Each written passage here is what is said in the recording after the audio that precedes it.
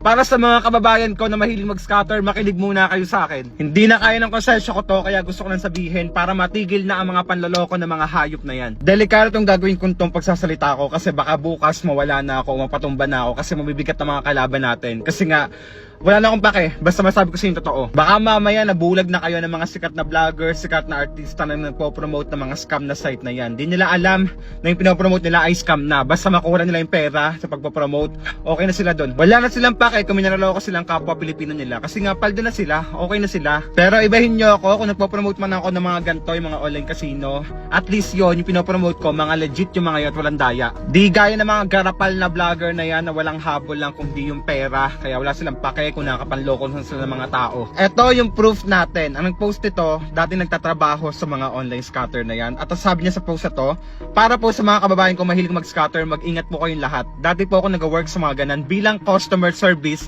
At ako na po nagsasabi sa inyo na totoo po ang may daya sa mga yan. Opo, malaki sahod namin sa ganan, pero nakakonsensya na po ako na madami naloloko dahil dyan. Kasi nakokontrol po ng mga developer namin ang mga laro, kaya kahit ilang laro, puro dead spin ang ibibigay sa inyo. At ang ending, matatalo lang kayo, di ba?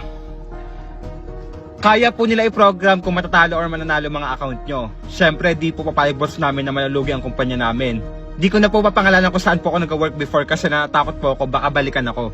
Nasa inyo pa din po desisyon kung maglalaro pa din kayo. Di ko naman po nila lahat at sinasabing may daya lahat ng site. May mga site po na totoo talaga katulad po ng Geely Park, PHP Famous, 69 Club at iba pa, madami po dyan. Wala pong daya sa mga yan kasi nakakapag-work din po ako sa kanila dati at legit po yung mga yan.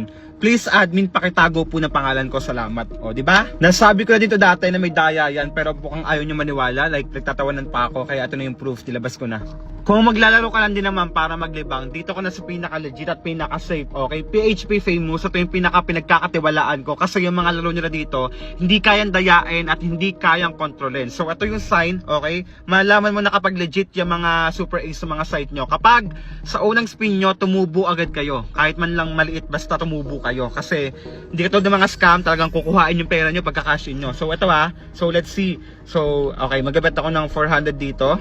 Okay, let's see if magkano ang tubo natin. Okay, ito yung legit na super ace talaga mga bossing. Laking pasalamat ko sa site ito kasi dahil dito talagang nabawi ko yung mga talo ko sa mga lumang site na talagang scam. So ito ito yung proof natin na kapag legit yan kailangan tumubo agad tayo. So let's go. Ayun di ba? Ang bait sa ang bait nila. Di ba? Mga bossing putang ina. Grabe. Tang ina. Kakalaro ko lang. 400 lang tayo ako 400 lang tayo ako. 400 lang. Tingnan mo yan di ba? Tang ina. Parang ginagago ko. Mga boss, tingnan mo 400 ko tamang magkano? Di ba? Napakagalante. 5,000. 5,000 na. Totoong account ko to talaga. Account ko to mga bossing. Ayan Jor. Ayan na account ko yan. Di ba?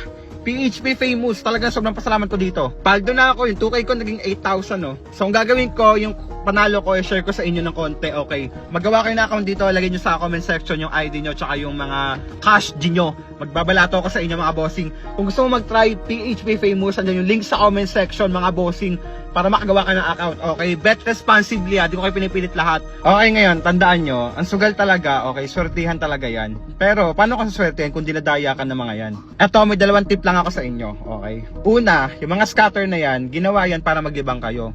Hindi para kuhain yung mga pangkabuhayan nyo dyan pang araw-araw, i-risk yung mga pera nyo. Wag. Gawin nyo lang siyang panlibangan. Kapag natalo ka na ng mga 100 or 200, tumigil ka na. Huwag ka na magbawi ng panalo mo. Next time na lang ulit kapag may extra ka. Pangalawa, tigilan mo na yan kung hindi mo na makontrol sarili mo. Tigilan mo na kasi ang sugal, okay? Nag-risk ka ng pera dyan, okay? Ang sugal, walang kasiguraduhan yan. Swertihan talaga yan. Pero sinasabi ko lang, paano ko naswertihin kung nagsusugal ka nga pero dinadaya ka, di ba? Kaya sinabi ko sa inyo talaga na may mga daya yung mga yan, kaya dun ka sa legit, okay?